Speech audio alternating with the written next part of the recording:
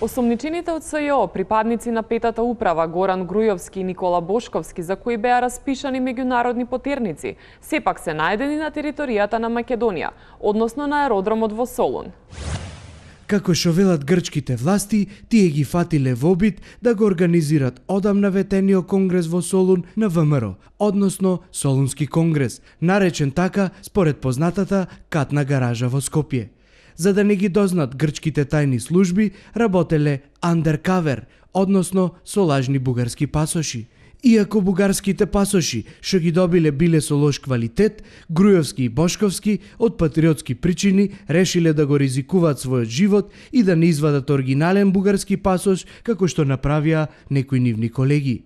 Водејќи се од светата мисија, името на државата не го даваме, ги жртвувале сопствените имиња, па ги зеле старомакедонските имиња Неџби Хасан и Христо Атанасов.